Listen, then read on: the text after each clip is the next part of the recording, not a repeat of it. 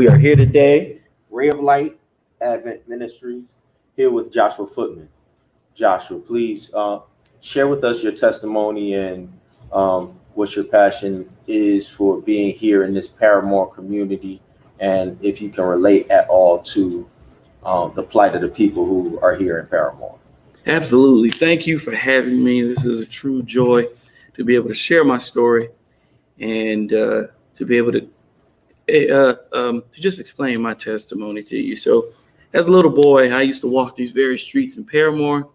Was homeless for 8 years. And my mother and my sister, we lived at the Orlando Coalition for the Homeless. And during the afternoons, we would walk these very streets here on Anderson and Paramore because you couldn't stay inside the shelter during the afternoon. The doors would lock and you would have to find elsewhere to shelter and just buy time until dinner time. And I remember standing outside these corner stores, sitting at bus stops, waiting for the bus to come to go to Lake Eola and play at the parks until it was time to go back to the shelter.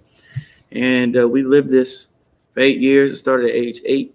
After my mother was divorced from my sister's father, we became homeless. And I'll never forget those experiences of this unfamiliar territory of being inside a building that you didn't even know existed. I mean, homelessness was so foreign to me when it first happened, and it was just an experience to see so many women and children, and having to share resources with them, and just that experience was crazy, and just remembering all of that, and not realizing how poor we really were, even though my mother made sure that I was able to stay in private school. She continued to believe in that and pushed us through private school, and I praise the Lord for that. But the experience of living with people and living in a shelter was something I never forgot, and because of that, it's why I'm here today.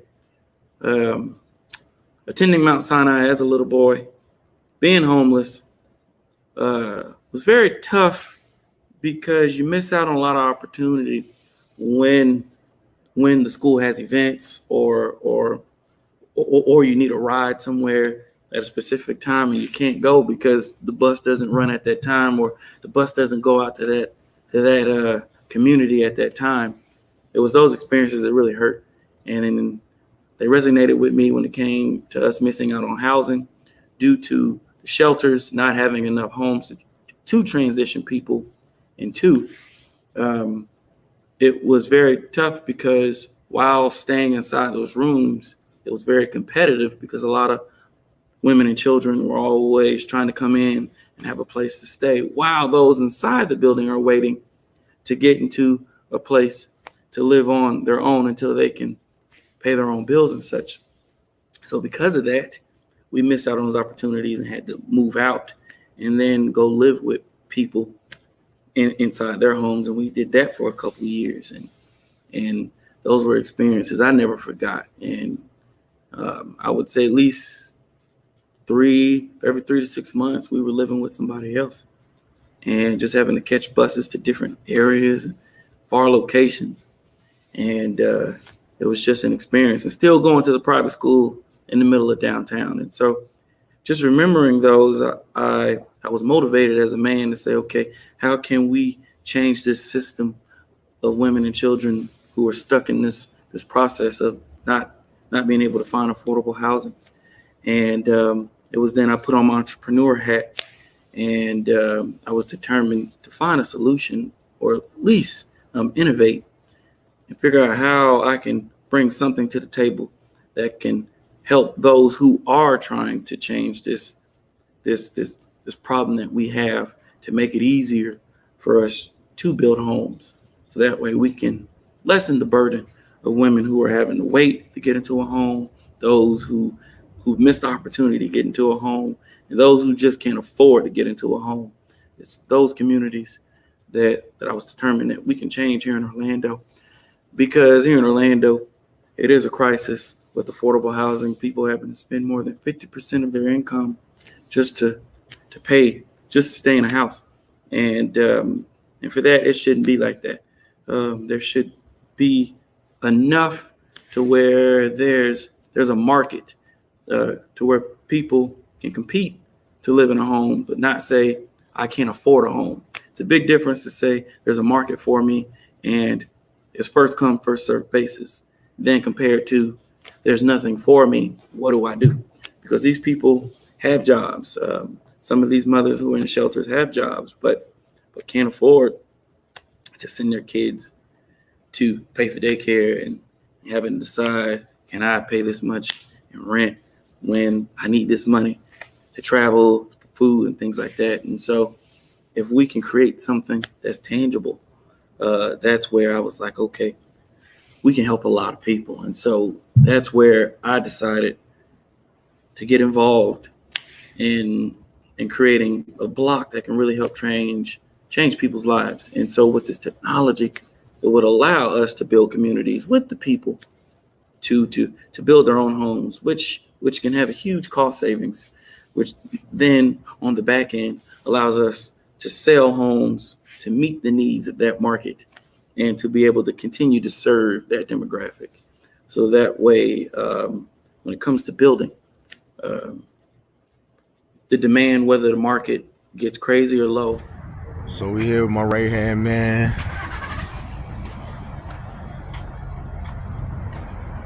So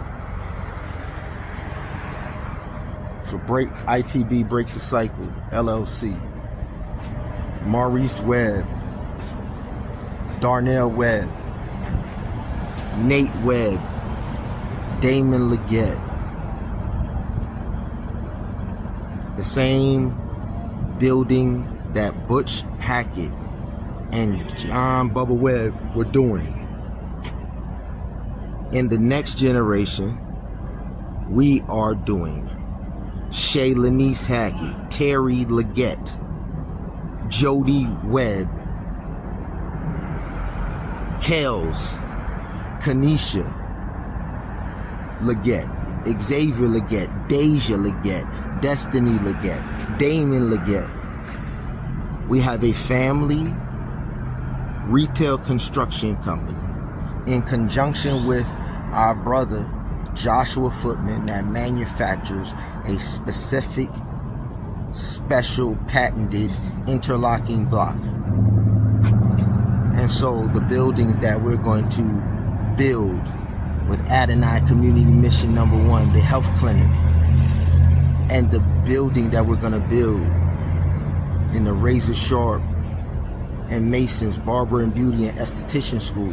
Every one of our buildings we're going to build, and Maurice Webb, Darnell Webb, Nate Webb, Damon Leggett, Terry Leggett, Larry Paul came down to Florida last year, Vernon Williams.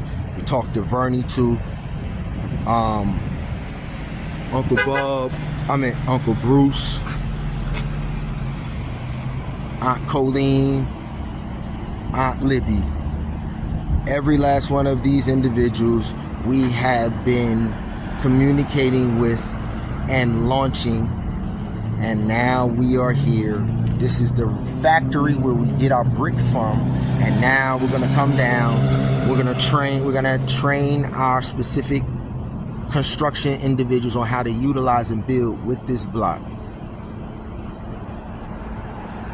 Maurice, wow. Hold up real quick. Let me bring this over there. Yeah, for sure. I'm gonna put it in the shade. It's so doggone hot. Yeah.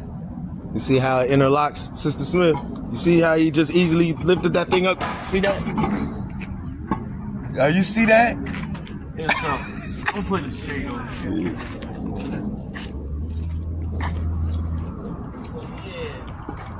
So our method is Interlocking. Literally interlocking. You saw how it's almost like a puzzle. Like my kids would love to come and learn how to do this. Yeah, so no more building with mortar. More. It's just locked by It's itself. just locked. Oh my world. Yes, man. Look at that. Wow. Do you see that?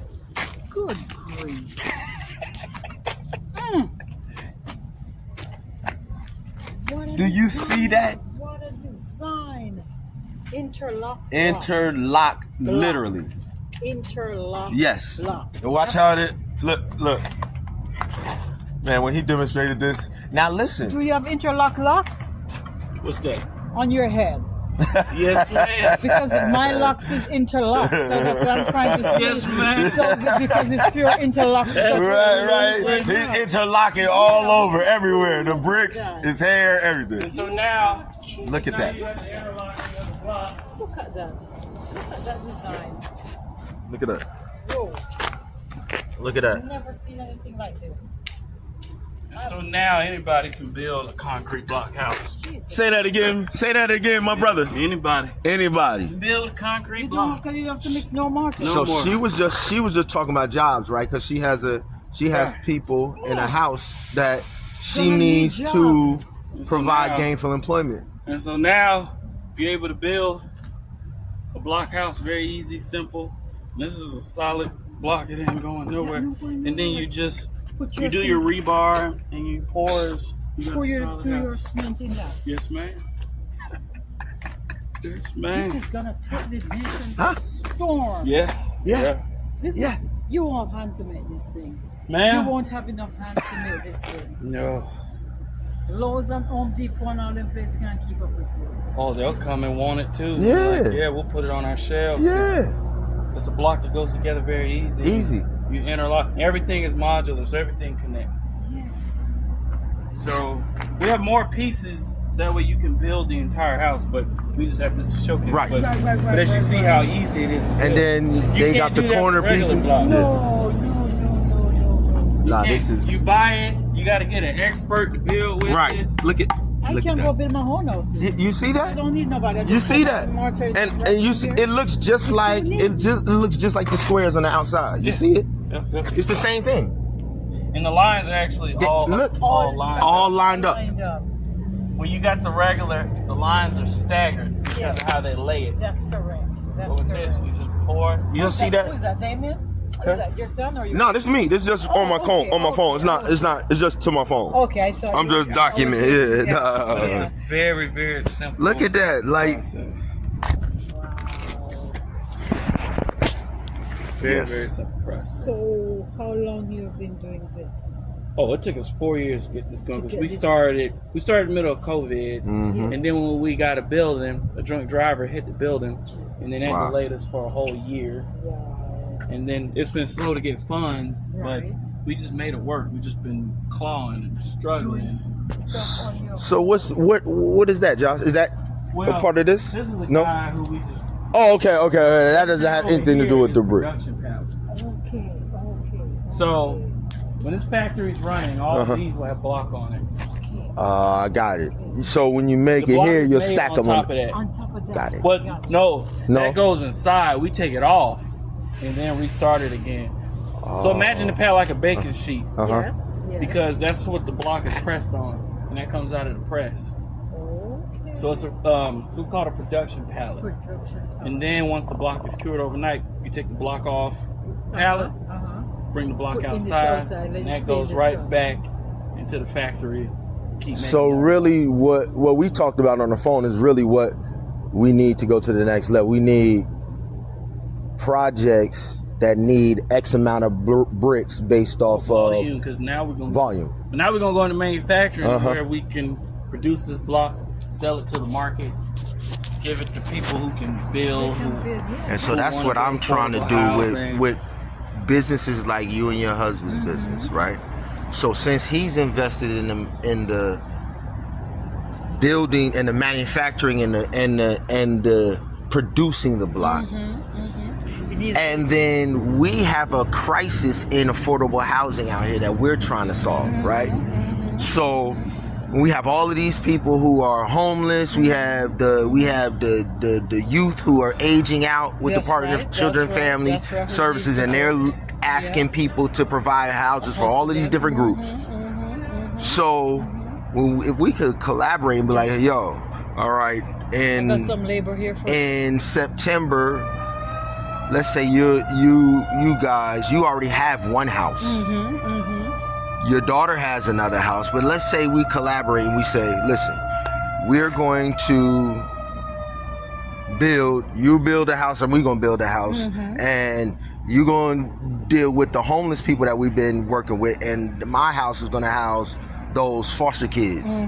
And then we could hire them in the house to come and learn how to do this. That's right. That's right. You are going to. It's all a match made in heaven. Yeah, the goal is to make concrete block entry level. So my goal is to not build the homes. My goal is to work with builders, developers, people who have the hindsight, who say, hey, Yes. we know what to do with the block. Yes. Right. We want to create jobs, things like that, because this helps make block entry level, the way anybody can come on the site. Yeah.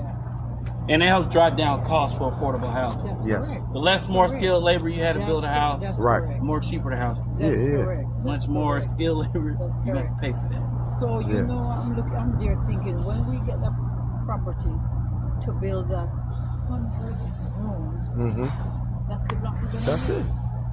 Oh, yeah.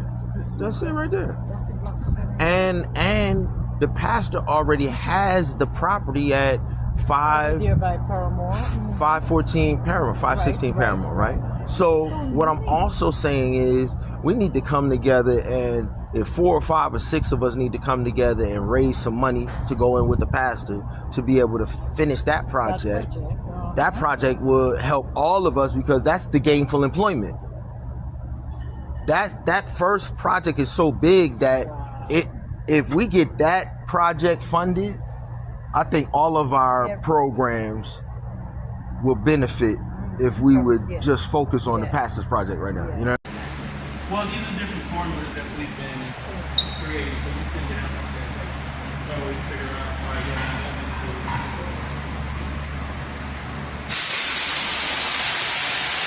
God has truly blessed my brother.